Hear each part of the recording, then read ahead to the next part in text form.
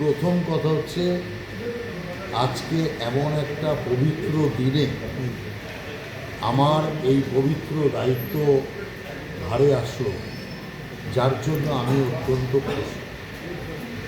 কারণ হোলি মানে হিরণ্যকশিপুর বোন প্রহ্লাদকে মারতে গিয়ে নিজেই আগুনে শেষ হয়ে গেল, আর সেই কারণের জন্যই অশুভের পতন, শুভের সূচনা হোলির মাধ্যমে করার রীতি চলে আসে। বৃন্দাবনে রাধা কৃষ্ণের এই হোলির পবিত্র দিনে আমার উপর এই গুরুদায়িত্ব যে চাপলো, তাতে আমি অত্যন্ত খুশি। আর একটা জিনিস, পার্টির সর্বত্র মেসেজ দিয়েছে।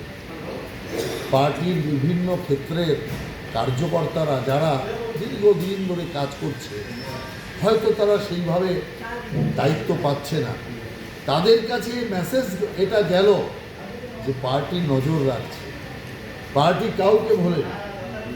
অন্তত আমার এই দায়িত্ব দেখার পর তাদের মধ্যে আশার আলো সঞ্চার হবে যে না, আমরাও হয়তো একদিন কোনো না কোনোভাবে লাইমলাইটে আসবো, দায়িত্বের স্রোতে আসবো। এটাই হচ্ছে সবচেয়ে বড় কথা। কিন্তু আমি কখনো হতাশ হই।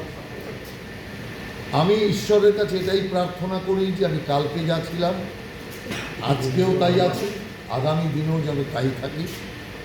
অহংকার যাতে কোনোভাবেই বাসা না বাঁধে, এটা ঈশ্বরের কাছে প্রার্থনা। দেখুন, বহু লোক আমাকে বলত যে আপনার মতো লোকের এটা হওয়া উচিত, সেটা হওয়া উচিত। নানান লোক নানান সময় বলত। প্রকাশ্যে তো গতবার শ্রমিক ভট্টাচার্য বলল, যখন শ্রমিক ভট্টাচার্য রাজ্যসভার সাংসদ হলো, সে কি বলল যে আমি না পেয়ে রাহুলদা পেলে বেশি খুশি হতাম। আর আমি মনে করছি যে ওটা কোনো ব্যাপার না, শ্রমিক ভট্টাচার্য পাওয়া আর রাহুল সিনহা পাওয়া একই আছে।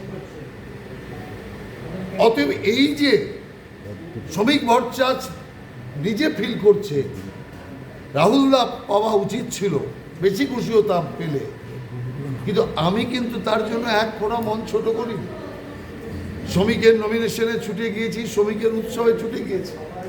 তার কারণ আমরা এমনভাবেই বড় হয়েছি যে ও পেলেও আমি আছি, আমি পেলেও আছি, এইভাবে আমরা এসছি।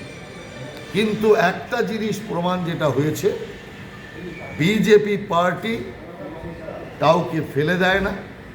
আমরা মনে করি যে আমার এখন হওয়া দরকার, কিন্তু পার্টি উপযুক্ত সময়ে উপযুক্ত পদক্ষেপ যে নেয়, এটাই তার সবচেয়ে বড় প্রমাণ। এবং স্বাভাবিকভাবে পশ্চিমবাংলার যে বেদনা, পশ্চিমবাংলার যে মানুষের হাহাকার, তাকে রাজ্যসভায় তুলে ধরবার, সংসদে সেটা ধ্বনিত করবার চেষ্টা আমি করব।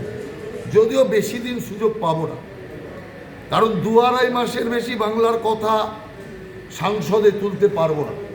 তার কারণ এখন যে বাংলাতে অগণতান্ত্রিক, অযোগ্য, বর্বর সরকার রয়েছে, সেই সরকার তো 2-2.5 মাস বাদে থাকবে না, তখন নতুন সরকার আসবে।